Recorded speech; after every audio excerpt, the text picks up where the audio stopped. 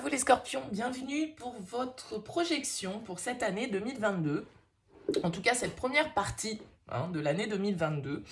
On va voir un petit peu avec le biais des oracles ce qui peut ressortir pour vous. Alors, bien sûr, vous ne prenez que les messages qui vont vous parler. C'est un éclairage. On est en plus sur une projection à 6 mois, donc ça ne peut pas parler à tout le monde. Gardez bien, évidemment, cet esprit critique et d'analyse par rapport à ce que je vais évoquer.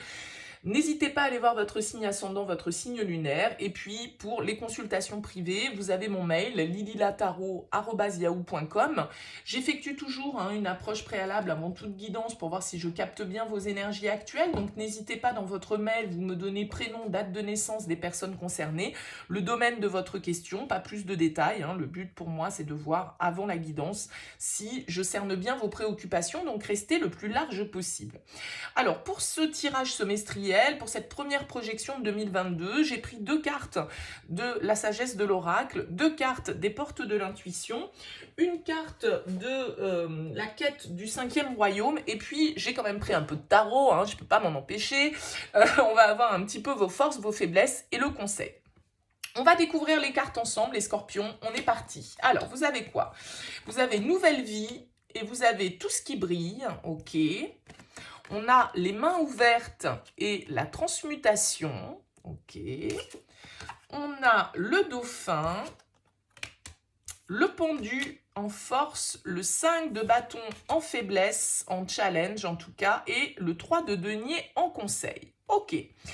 Alors, quand on regarde ici, déjà, avec la sagesse de l'oracle, on nous parle d'entrée de jeu de nouvelle vie. Donc, effectivement, il y a peut-être des énergies, là, pour certains d'entre vous, de renouveau, de nouvelle énergie qui vous traverse sur ce premier semestre 2022. Il y a vraiment cette énergie de nouveauté, bien évidemment, qui va avec cette carte.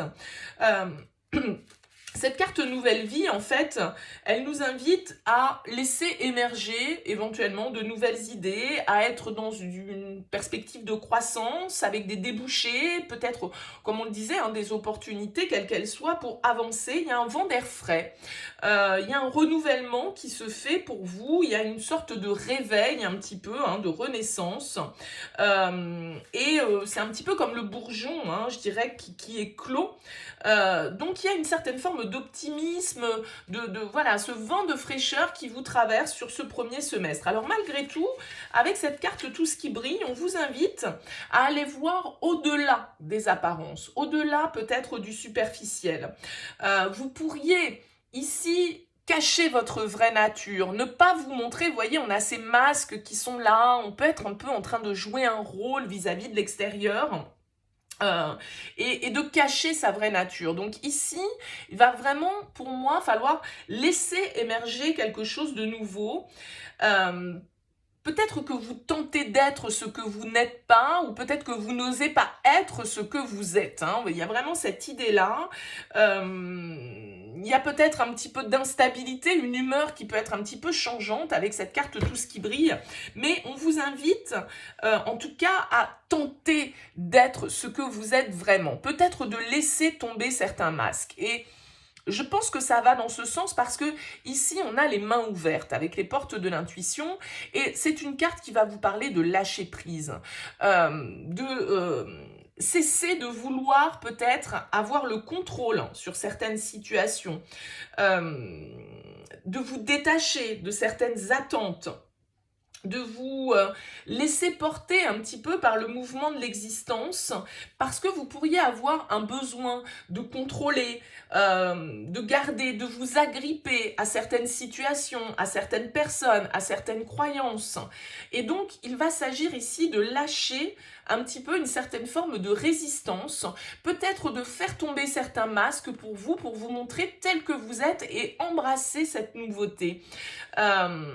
Il y a l'idée de se décrisper, de libérer en fait un espace nécessaire pour qu'autre chose puisse rentrer, pour attirer vraiment quelque chose de meilleur et de changer peut-être radicalement d'état d'esprit. de renoncer à certaines choses, de cesser de vouloir avoir le contrôle. Et qui plus est, on vous dit ici avec la transmutation que c'est le moment de compter sur votre guérisseur intérieur. La transmutation, c'est savoir transformer le négatif en positif. C'est votre bien-être physique, émotionnel.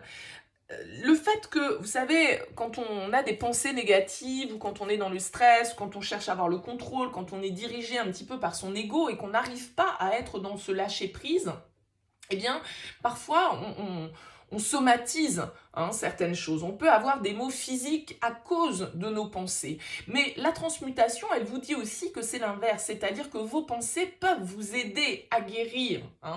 Il y a peut-être un désajustement entre ce que vous êtes profondément, ce que vous voulez vraiment et l'image que vous renvoyez à l'extérieur. Donc, il y a peut-être un désaccord intérieur qui peut vous créer presque des symptômes physiques, et donc il va s'agir là de s'occuper du vrai problème, de lâcher prise, d'accepter de se laisser porter, parce que vous avez le pouvoir inconscient de vous rendre malade, mais vous avez aussi le pouvoir inconscient de vous soigner et de vous ramener à une certaine forme d'énergie. Il y a l'idée de déposer sa conscience, il y a quelque chose peut-être qui vous a fait souffrir, il y a quelque chose sur lequel vous bloquez, une situation que vous cherchez à contrôler, des masques que vous portez, un ego qui vous dirige. Là, on va vous inviter à lâcher ça. C'est le fait qu'il faut écouter vos ressentis, utiliser ces qualités de cœur, vraiment, l'empathie, l'intuition, vous mettre à la place des autres pour ressentir, pour voir et élargir un petit peu votre champ de perception. Donc là, il y a vraiment, avec les mains ouvertes, le fait que vous voyez ce ballon, il y a une légèreté à retrouver pour vous. Il y a quelque chose qui a pu être souffrant, que vous devez lâcher pour vous montrer ici sous votre vrai jour. Et cesser de porter des masques, les scorpions, sur ce premier semestre. Alors vous avez le dauphin qui est ressorti avec la quête du 5e royaume. C'est une carte vraiment qui vous invite, pour moi, le dauphin, à écouter votre enfant intérieur, à apprivoiser votre sensibilité, à la développer et surtout à la maîtriser. C'est-à-dire que c'est une énergie qui va vous demander d'être à l'écoute de vous-même, de vos ressentis, de vos intuitions, de vos émotions, mais en même temps, tout en vous préservant du monde extérieur et de ne pas non plus récolter, du coup de ne pas être trop dans l'empathie et du coup de récolter aussi les énergies des autres, parce que peut y avoir des transferts énergétiques comme ça. Donc il y a l'idée d'être à l'écoute, mais en même temps de se protéger de ce que les autres pourraient vous envoyer comme onde. Et si vous avez autour de vous des énergies un peu négatives, eh bien, voilà, de ne pas prendre les émotions des autres, de ne pas se laisser trop toucher par des paroles, par des mots qui vous sont peut-être pas forcément destinés, ou par des histoires que vous entendez et qui vous concernent pas. Il y a une idée avec le dauphin, vous voyez, le dauphin c'est un être très intuitif, et c'est aussi un être très joueur, très espiègle, très enfantin. Donc il y a vraiment l'idée ici de laisser votre enfant intérieur s'exprimer, d'être peut-être plus spontané, plus léger, plus insouciant, plus d'agir en fonction de votre spontanéité plutôt que de vouloir être dans le contrôle et les masques de l'ego. D'accord ? Je pense que c'est là-dessus qu'il va vous falloir travailler sur ce premier semestre 2022. Alors votre force, c'est le pendu. Donc c'est très bien parce que le pendu en force, il va exactement nous parler ici de lâcher prise, d'accepter de changer sa vision sur une situation dans laquelle on était bloqué.